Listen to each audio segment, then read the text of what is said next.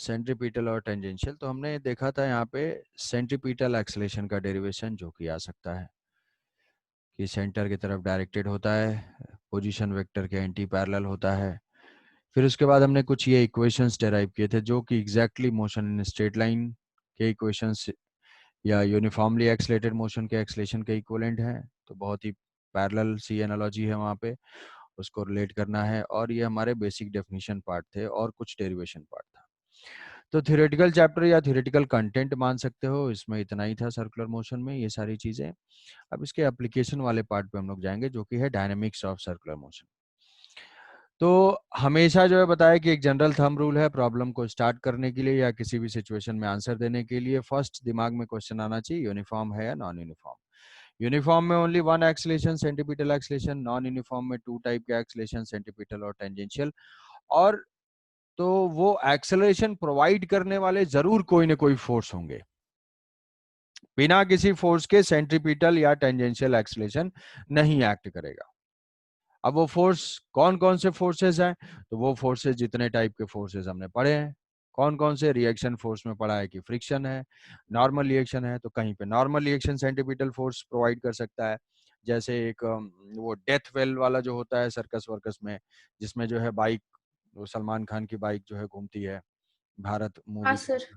तो वहां पे जो Yes. वो सर्किल पे जा रहा है, उस सर्किल के लिए रिक्वायर्ड फोर्स कौन प्रोवाइड कर रहा है, जो वॉल से जो नॉर्मल रिएक्शन ऐड कर रहा है वो प्रोवाइड कर रहा है। स्ट्रिंग में अगर हमको स्टोन टाई करके ऐसे जो है उसको हॉरिजॉन्टल प्लेन में अगर रोटेट कराते हैं, तो उसको सर्किल पे मूव कराने के लिए चाहिए सेंट्रीपिटल एक्सेलेरेशन। वो सेंट्रीपिटल एक्सेलेरेशन कोई फोर्स प्रोवाइड कर रहा है, और यहाँ पे वो फोर्स कौन सा है, टेंशन का, स्ट्रिंग के टेंशन का फोर्स है। अर्थ सन के अराउंड जो है रिवॉल्व कर रहा है, अर्थ सन के अराउंड रिवॉल्व कर रहा है, तो उसको भी सेंटीपिटल फोर्स चाहिए। वो फोर्स कौन प्रोवाइड कर रहा है, वो force gravitational force of attraction provide कर रहा है। तो डिफरेंट डिफरेंट सिचुएशन में डिफरेंट डिफरेंट फोर्सेस हैं, बट हमारा बेसिक डायनामिक्स का इक्वेशन यही रहेगा। अब उसको हम अप्लाई करते हैं एक बार। जैसे फॉर एग्जांपल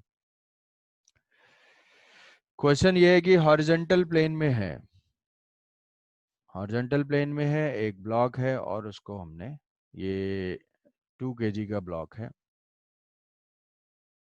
और ये रोटेट कर रहा है with constant angular velocity 2 radian पर सेकंड स्क्वायर, 2 रेडियन पर सेकंड स्क्वायर से ये एक्सेलरेट रोटेट कर रहा है,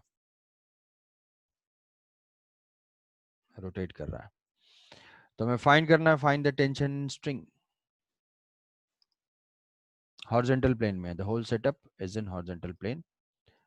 ये 2 kg का है और इसको जो है 2 से ओमेगा जो है वो 2 रेडियन पर सेकंड है।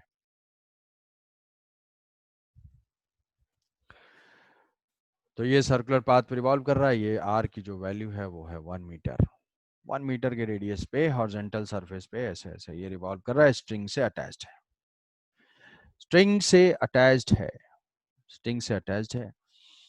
तो हम क्या इसका फ्री बॉडी डायग्राम ड्रॉ करेंगे। फ्री बॉडी डायग्राम जो कि बहुत बेसिक है, हमेशा बताया था कि भाई हर जगह आएगा ये। तो यहाँ से ब्लॉक है, ये ब्लॉक कहाँ प्लेस्ड है, ये ब्लॉक ऐसे टेबल पे प्लेस्ड है और ये इस तरीके से रिवॉल्व कर रहा है, इस तरीके से स्ट्रिंग से टाइट है और ये रिवॉल्व कर रहा है। तो रिवॉल्व कर रहा है तो इस पे हम अगर साइड से देखते हैं, ऐसे देखते हैं, यहाँ से अगर देख रहे हैं इसको, यहाँ से देख रहे हैं तो कौन कौन से फोर्सेस हो जाएंगे, ये फोर्सेस हो जाएंगे। यहाँ से तो टेबल का नॉर्मल रिएक्शन है और यहाँ से जो है उसका mg है और ये हमें स्ट्रिंग दिखेगी, अच्छा। Tension T. यस। ठीक है, कि अगर यहाँ से सर किसी प्लेन पे है स्ट्रिंग से, हाँ बताओ। सर ये हॉराइजॉन्टल सर्कुलर मोशन मतलब हॉराइजॉन्टल मूव कर रहा है हॉरिजॉन्टल या प्लेन पे, वर्टिकल? हॉरिजॉन्टल प्लेन में है, ये जो ओहो। सेटअप है वो है Yes. हॉरिजॉन्टल प्लेन में। हॉरिजॉन्टल प्लेन में है, ये स्ट्रिंग से अटैच्ड है और ये इस तरीके से रिवॉल्व कर रहा है, रिवॉल्व कर रहा है, स्ट्रिंग से कनेक्टेड है। तो हमने इसका फ्री बॉडी डायग्राम ड्रॉ किया, तो ये जिस टेबल पे प्लेस्ड है, फ्रिक्शनलेस टेबल है, स्मूथ टेबल है, तो जिस टेबल पे प्लेस्ड है वहां से नॉर्मल रिएक्शन होगा, mg होगा और ये स्ट्रिंग से अटैच्ड होगा, स्ट्रिंग से अटैच्ड होगा तो टेंशन होगा। अब ये पार्टिकल सर्कुलर पाथ पे जा रहा है तो इसमें जरूर इसके किस टाइप का सर्कुलर मोशन है, ये है, अगर ये कांस्टेंट है तो ये यूनिफॉर्म सर्कुलर मोशन है। यूनिफॉर्म सर्कुलर मोशन है तो इसके यूनिफॉर्म। पास सेंट्रीपिटल एक्सेलेरेशन होगा, किधर, सेंटर की तरफ। तो हम देख लेंगे सेंटीपिटल। तो इक्वल लिखेंगे net force toward center is equal to mass into centripetal acceleration.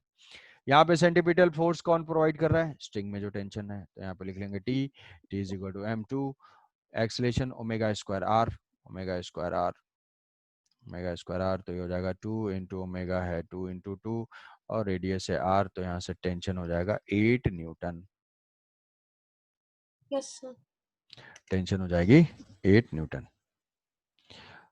बात समझ में आई? कुछ नहीं है, हाँ sir. Net force is Yes, equal to mass, force equal to mass into acceleration है।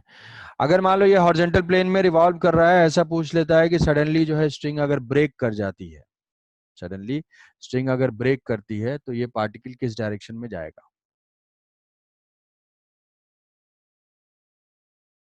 ये जो सर्किल है टेंजेंशियली जाएगा। हाँ टेंजेंशियल। कि भाई वो तो उसी डायरेक्शन में जाएगा। टेंजेंशियल। टेंशन अगर स्ट्रिंग ब्रेक हुई तो टेंशन जीरो हुआ, टेंशन जीरो तो एक्सेलरेशन जीरो तो वेलोसिटी में नो चेंज। मतलब ये कैसे निकलेगा? ये जो है टेंजेंशियल ही ऐसे मूव कर जाएगा। तो ये पार्टिकल जो है स्ट्रिंग ब्रेक करने पे टेंजेंशियल मूव करेगा। सेम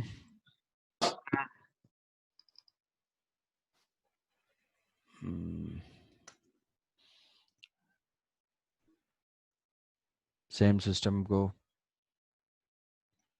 यहाँ से मान लिया कि ये स्ट्रिंग से कनेक्टेड है। सर अगर क्वेश्चन में हैवी रोप भी होगा तो सर कुछ एप्रोच में तो चेंज नहीं होगा। हैवी रोप देखेंगे बाद में। सर अगर जो रोप, अब हैवी रोप होगा तो इफेक्ट होगा ना, मास आएगा उसका। यहाँ से जो है ये 1 kg का है, ये 2 kg का है, ये 3 kg का। अभी जो बता रहा हूँ उसके ऊपर फोकस करो, उसको थोड़ा विजुलाइज करो, स्टेप बाय स्टेप सब कुछ आ जाएगा।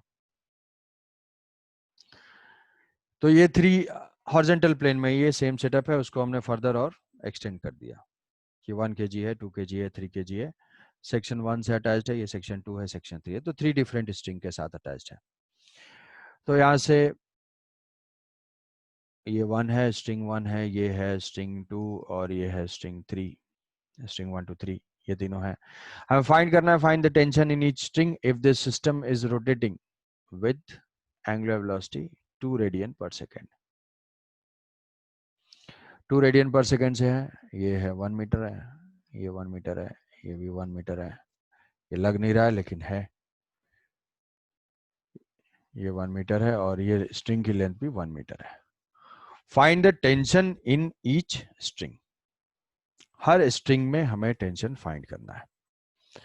तो क्या कोई ये पहले गेस करके बता सकता है कि किस में टेंशन मैक्सिमम होगा, किस में मिनिमम होगा? सोच के जो भी। मिनिमम थर्ड वाला, मैक्सिमम वन वाला। थर्ड में मैक्सिमम थर्ड वाला और मिनिमम फर्स्ट वाला। थर्ड वाला मैक्सिमम, 3 जो है हाँ यस सर।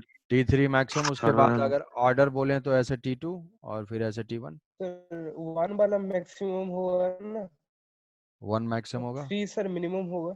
3 मिनिमम होगा। ठीक है, देखते हैं। तो जनरल परसेप्शन ये है कि अगर देख के, पहले क्या करना है वही कि देख के तुम्हें सोचना चाहिए कि कहाँ पे जो पूछा जा रहा है क्या इंक्रीजिंग होगा, डिक्रीजिंग होगा। उसके बाद फिर हम इसको इक्वेशंस अप्लाई करके सॉल्व करेंगे। तो ये सेटअप भी हॉरिजॉन्टल प्लेन में है और ये रिवॉल्व कर रहा है कांस्टेंट एंगुलर वेलोसिटी से।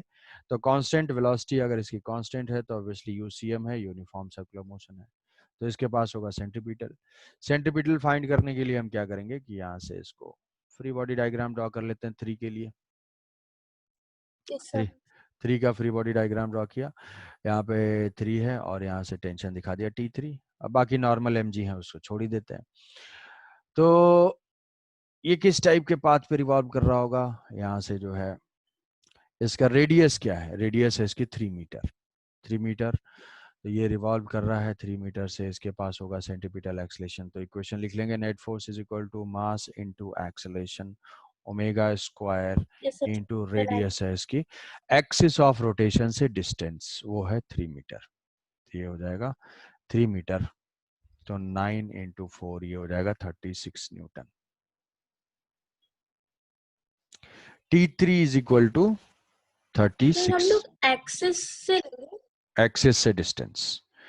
आर क्या था उस इक्वेशन में, क्या था? Distance from axis of rotation. Radius था, सर्कुलर पाथ का रेडियस क्या है? वो है ओमेगा स्क्वायर आर। तो जो भी डिस्टेंस हम लेंगे कहाँ से? सेंटर से लेंगे, जो सर्कुलर पाथ का सेंटर होगा।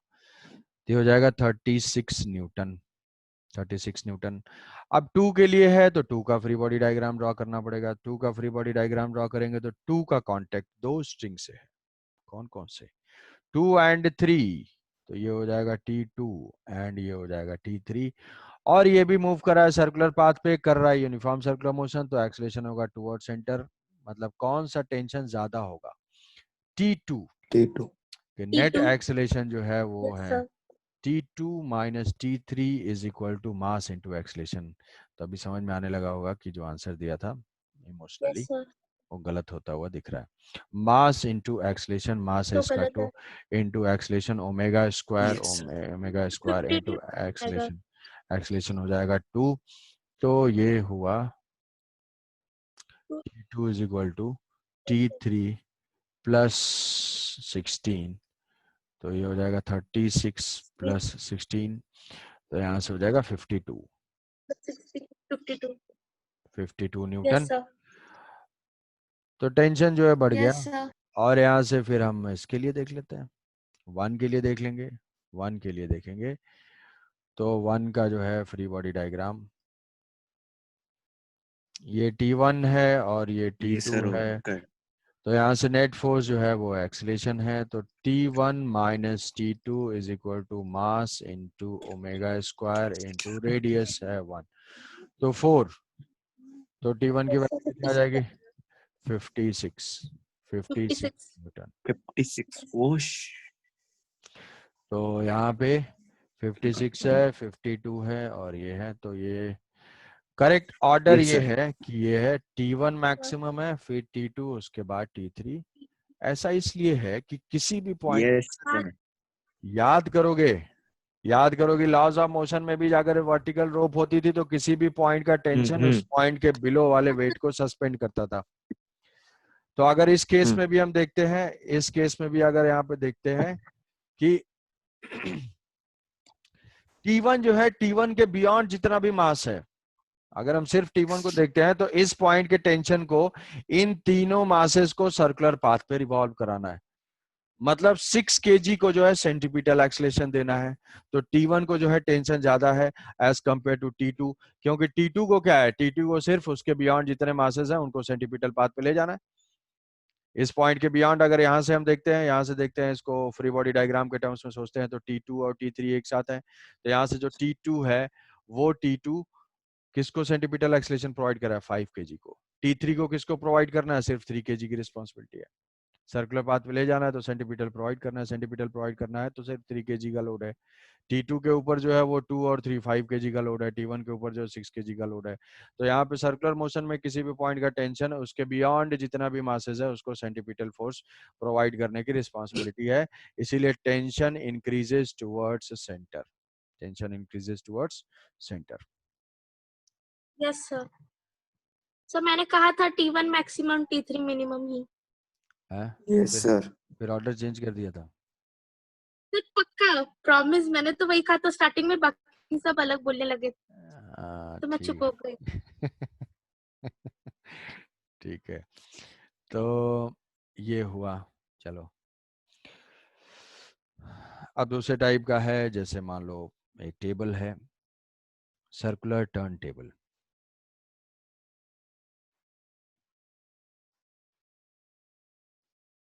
सर्कुलर टर्न टेबल है, सर्कुलर टर्न टेबल है। ऐसे सर्कुलर हॉरिजॉन्टल प्लेटफॉर्म टाइप का है एक टेबल है, और वो टेबल जो है एक्सिस के अबाउट रोटेट कर सकता है कांस्टेंट एंगुलर वेलोसिटी से, कांस्टेंट एंगुलर एक्सेलरेशन से, कुछ भी। तो यहाँ पे एक ब्लॉक प्लेस्ड है। अब ध्यान से समझना, इस सिचुएशन को विजुलाइज करना। और ये सरफेस जो है वो रफ है, ये सरफेस रफ है, इसका मास स्मॉल m है and coefficient of friction is mu. Initially this table is revolving, it starts revolving with constant angular velocity omega, omega से रिवॉल्व कर रहा है, कांस्टेंट है। ये टेबल रिवॉल्व करना स्टार्ट किया,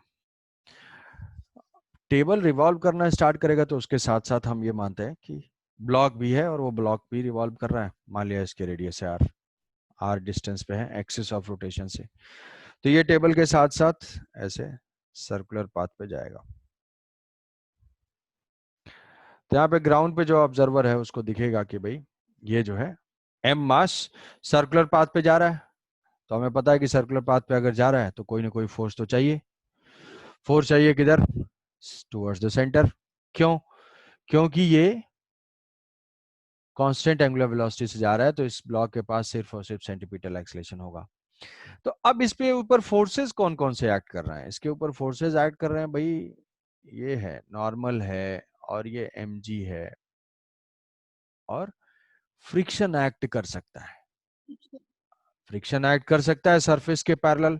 अब वो सरफेस के पैरेलल तो बहुत सारे डायरेक्शन पॉसिबल है, वो किस डायरेक्शन में एक्ट करेगा फ्रिक्शन? तो अगर हम टॉप से देखते हैं इसको, टॉप व्यू इसका, तो टॉप व्यू में ये सर्कुलर टर्न टेबल दिखेगा हमें, ये ब्लॉक दिखेगा, और ये दिख जाएगा कि अगर इसके पास सेंटीपीटल एक्सेलेरेशन है तो वो जरूर कोई ना कोई फोर्स प्रोवाइड कर रहा होगा, और वो फोर्स कौन सा होगा?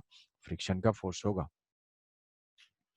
तो यहां से हम क्या लिखेंगे कि जो फ्रिक्शन फोर्स होगा, अगर ओमेगा कांस्टेंट है तो सिर्फ तो सेंटीपीटल एक्सेलेरेशन है। सर हाँ, फ्रिक्शन सर ये सेंट्रीपिटल एक्सेलरेशन के डायरेक्शन में क्यों हुआ? क्योंकि अगर यही फोर्स है, यही फोर्स है, सिर्फ एक ही फोर्स है और एक ही सर एक्सेलेरेशन है, तो किस डायरेक्शन में होंगे? इस ब्लॉक के पास एक ही एक्सेलेरेशन है ना, सर्कुलर पाथ पे जा रहा है तो टुवर्ड सेंटर। यस सर तो वो फोर्स कौन प्रोवाइड कर रहा होगा? नॉर्मल और mg यस तो प्रोवाइड करेंगे नहीं, वो तो प्लेन के परपेंडिकुलर है, तो फ्रिक्शन। सेंट्रीपिटल यस ठीक है, यस तो सर यहाँ पे हम ऐसे लिख लेंगे नेट फोर्स। तो नेट फोर्स कौन प्रोवाइड कर रहा है? Frictional force is equal to m into omega square r, m into omega square r. तो यहाँ से ये रिवॉल्व कर रहा है, ये फ्रिक्शनल फोर्स हो गया m ओमेगा स्क्वायर आर। मान लो ये ओमेगा इंक्रीज करता जाता है, ओमेगा हम इंक्रीज करते हैं, ओमेगा इंक्रीज करेंगे तो फ्रिक्शन भी बढ़ता जाएगा। फ्रिक्शन क्या? रिक्वायरमेंट बढ़ती जाएगी, उसकी सेंटीपीटल फोर्स की रिक्वायरमेंट बढ़ती जाएगी।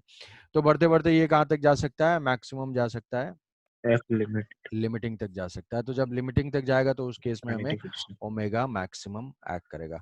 तो ऐसा क्वेश्चन दिया होगा, with what angular speed we can rotate the turntable so that block does not slip? तो maximum angular speed with which it can be rotated, उसके लिए हम क्या कर सकते हैं? For maximum omega that f is equal to m omega maximum का square into r, और ये f हो जाएगा limiting. Limiting is equal to mu into n, n यहाँ पे है, हॉरिजॉन्टल टर्न टेबल है, तो ये है mg। क्या ये बात समझ में आ रही है कि ओमेगा की वैल्यू, ओमेगा मैक्सिमम की जो वैल्यू हो जाएगी वो square root of mu g by r. थोड़ा फिर से समझा सकते हैं कि टेबल मूव हो रहा है ना, वो बॉडी मूव हो रहा है। टेबल मूव कर रहा है भाई, टेबल के ऊपर वो ब्लॉक प्लेस्ड है और यहाँ से उसके ऊपर ये ब्लॉक प्लेस्ड है और ये ऐसे ऐसे रिवॉल्व कर रहा है। तो वो रिवॉल्व कर रहा है, सर उसको F साथ में, इक्वल टू उसको साथ m में ओमेगा स्क्वायर आर कैसे लिखे? यहाँ से जो भी फोर्स है वो क्या है? सेंटीपीटल फोर्स है, सेंटर की तरफ फोर्स होना चाहिए। यस सर तो सेंटीपीटल फोर्स है तो ये क्या हो जाएगा? Net force is equal to mass into acceleration, friction is equal to mass into acceleration. Centripetal force sir है हम्म, यहाँ पे, क्या? यहाँ पे सेंट्रीपिटल फोर्स फ्रिक्शन प्रोवाइड कर रहा है। हाँ, यहाँ पे सेंटीपीटल फोर्स फ्रिक्शन प्रोवाइड कर रहा है, उधर जो पहले क्या था वहां पे तो स्ट्रिंग का सर टेंशन प्रोवाइड कर रहा था, string sir string sir provide कर रहा था। तो सर यहाँ पे सर एक सर यहाँ पे जो फ्रिक्शन प्रोवाइड कर रहा है तो वो एप लिमिटिंग के पार नहीं जा सकता। तो नहीं सर जा ये जो ओमेगा है ये भी सर एक सर्टेन लिमिट के बाहर नहीं जा सकता। भाई वही तो बोला जा रहा है यार, तुम वही चीज रिपीट क्यों कर रहे हो? वही चीज तो बोला जा नहीं रहा है सर, ना। आपने बोला ना कि हाँ ओमेगा मैक्स होने से हाँ, कि ऐसा। ओमेगा मैक्स अगर उस टेबल को मूव नहीं करना है, कि मान लो यहाँ पे ऐसे प्लेस्ड है भाई, हम इसको रिवॉल्व करते जा रहे हैं, अब इसकी एक मैक्सिमम वैल्यू है कि ये स्लिप ना करे। अगर ज्यादा तेजी से रिवॉल्व होने लगेगा तो सेंटीपिटल एक्सलेशन की डिमांड बढ़ जाएगी, तो फ्रिक्शन की डिमांड बढ़ जाएगी, बट फ्रिक्शन लिमिटिंग से ज्यादा एक्ट कर नहीं सकता है, इसीलिए इस मैक्सिमम ओमेगा से वो इससे ज्यादा वो रोटेट नहीं कर सकता। अगर वो रोटेट करेगा तो वो स्लिप कर जाएगा, जो ब्लॉक है वो स्लिप कर जाएगा टेबल के रिस्पेक्ट में, उसके साथ साथ मूव नहीं कर पाएगा। समझ गए? तो भाई कोई डाउट है तो बोलो।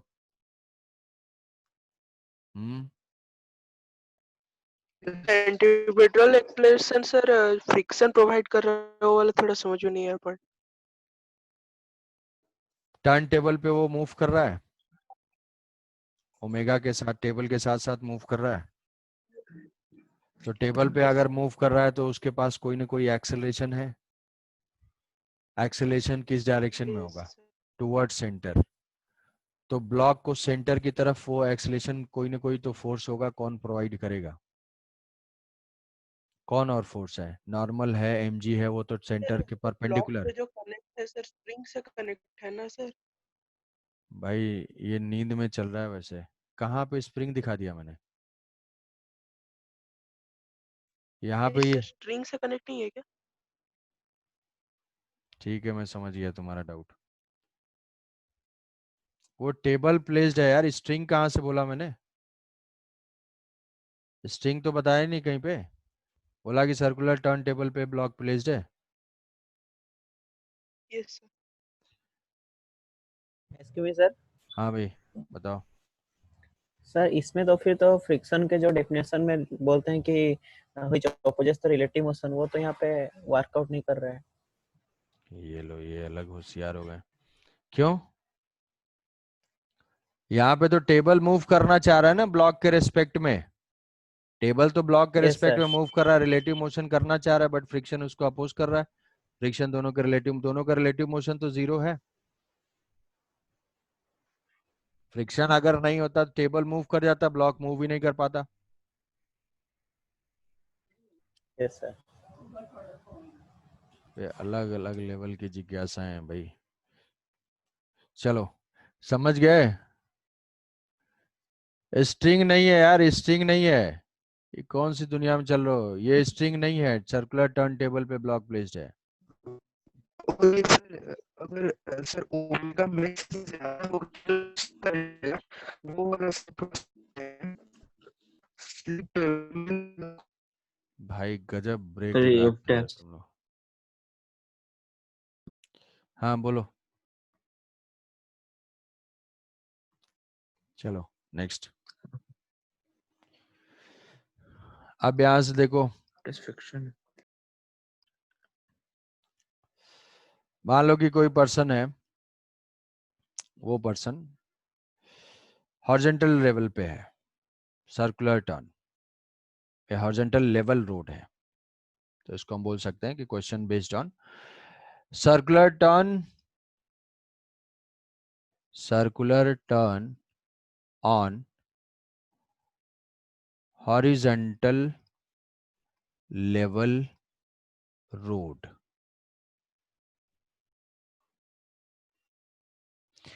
इसमें एक क्वेश्चन लेते हैं कि एक लेवल रोड है, लेवल रोड है, थोड़ा सा अटेंटिव होके सुन लो, आधे घंटे बाद सो जाना। हॉरिजॉन्टल लेवल रोड है, उस हॉरिजॉन्टल लेवल रोड पे एक व्हीकल है, वो सर्कुलर टर्न ले रहा है, सर्कुलर टर्न है। अब वो सर्कुलर टर्न ले रहा है ऐसे कांस्टेंट स्पीड से, ठीक है। ऐसा तो होशियार बहुत कम ही होंगे कि स्पीड अप करके सर्कुलर टर्न, अगर होश में कोई है तो स्पीड करके तो सर्कुलर टर्न नहीं लेता है, तो कांस्टेंट स्पीड से कोई सर्कुलर टर्न ले रहा है।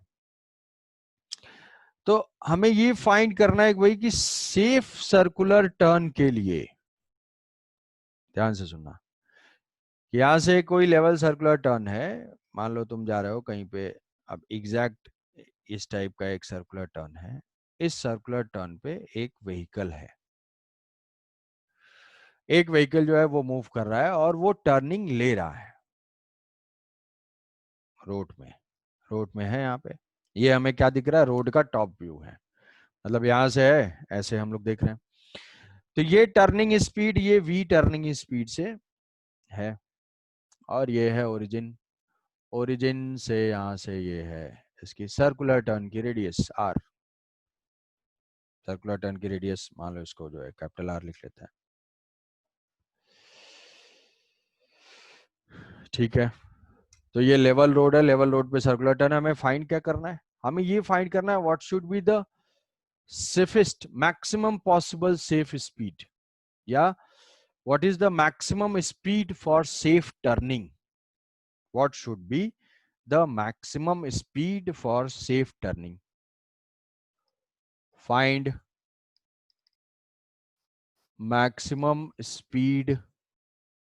maximum speed for safe turning।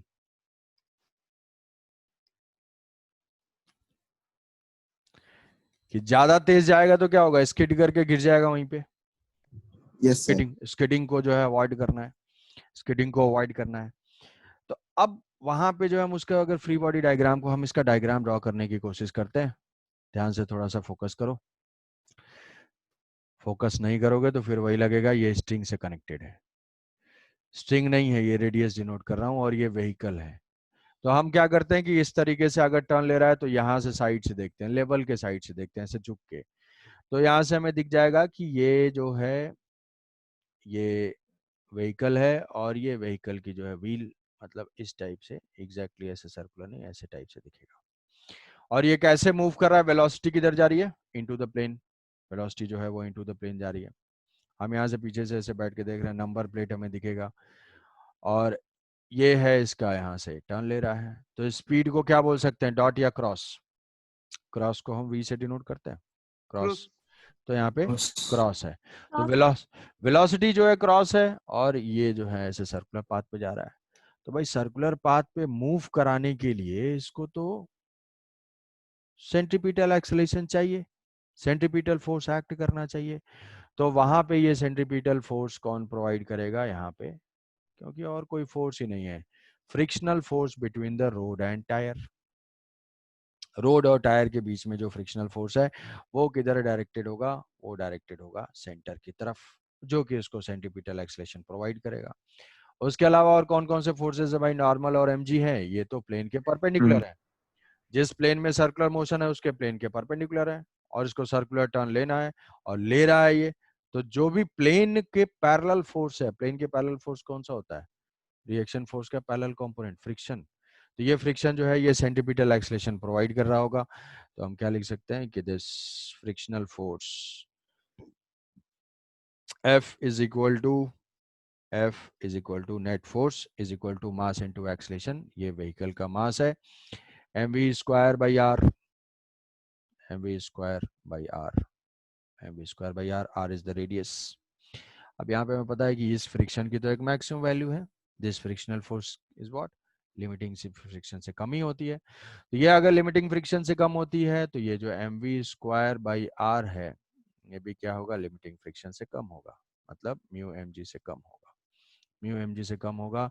तो यहाँ से v की वैल्यू आ जाएगी कि v should be less than और equal to root mu g r, root mu g r, मतलब जो इस वैल्यू से कम होनी चाहिए। तो जो मैक्सिमम पॉसिबल स्पीड हो गई फॉर सेफ टर्निंग और नो स्किडिंग, वो क्या हो जाएगी, रूट म्यू जी आर, ठीक है, रूट म्यू जी आर। बेचैनी को थोड़ा शांत, हाँ थोड़ी देर सुनो थोड़ी देर सुनो, कुछ चीज मैं बता रहा हूँ, एनालिसिस सोचो उसके बाद फिर डाउट पूछना। कि यहाँ पे मैक्सिमम स्पीड है, अगर मान लो कि उसकी स्पीड बहुत ज्यादा है और वो सेफ टर्न लेना चाहता है, तो यहां से देखो कि अगर वो ज्यादा स्पीड से आ रहा है, मतलब मान लो कि अगर टर्न की रेडियस कम हो जाती है तो सेफ स्पीड डिक्रीज हो जाएगी, डायरेक्टली प्रोपोर्शनल है। कि अगर रेडियस कम होगी तो सेफ स्पीड डिक्रीज कर जाएगी। तो रेडियस कम का मतलब क्या है, कोई फटाक से शार्प टर्न लेता है और कोई जो है लार्जर टर्न लेता है। तो अगर बड़े रेडियस के सर्किल में वो जाएगा, इसीलिए जो है कोई भी है मान लो ज्यादा स्पीड से आ रहा है तो वो किस साइड में जाएगा, जो है, अगर यहाँ से ये रोड है तो रोड से अगर यहाँ से टर्न लेगा तो क्या हो जाएगा, रेडियस स्मॉल हो जाएगी, तो स्किड करने के चांसेस बढ़ जाएगा, खतरनाक टर्न हो जाएगा वो। तो अगर सेफ टर्निंग लेना है, स्किड के चांसेस को अवॉइड करना है, तो उसको क्या है, जस्ट इसके लॉन्ग बॉर्डर रोड के किनारे किनारे अगर ऐसे टर्न लेता है तो सेफ टर्न होगा। पहली चीज यहाँ पे देखोगे कि जो सेफ टर्निंग स्पीड है, that safe turning speed depends on mu g and r. R है रेडियस, तो अगर शार्प टर्न लेंगे तो हमारे गिरने के चांसेस ज्यादा हैं, लार्ज टर्न लेंगे, लार्ज रेडियस पे जाएंगे तो हम सेफली मूव कर सकते हैं। ठीक है, डिस्कनेक्ट होगा, कनेक्ट कर लोगे। और उसके बाद जी तो हम चेंज कर नहीं सकते, एक्सेलरेशन ड्यू टू ग्रेविटी पे हमारा कोई अधिकार नहीं, उसको चेंज नहीं कर सकते। दूसरा, ये म्यू के ऊपर डिपेंड करता है, म्यू के ऊपर डिपेंड करता है, मतलब टायर और रोड के बीच में कोफिशिएंट ऑफ फ्रिक्शन पे डिपेंड करता है। भाई टायर और रोड का कोफिशिएंट फ्रिक्शन जो है वो कई सारे फैक्टर पे डिपेंड करता है। मान लो टायर पुराना हो चुका है, टायर अगर पुराना हो चुका है तो ऐसे केस में क्या है, स्किड करने के चांसेस ज्यादा होंगे। मान लो कि ग्राउंड में रेनी सीजन है, रेनी सीजन में जो है बारिश हो गई है, तो बारिश होने की वजह से टायर और रोड के बीच में हमारा क्या है, कोफिशिएंट ऑफ फ्रिक्शन डिक्रीज कर गया है, तो भाई म्यू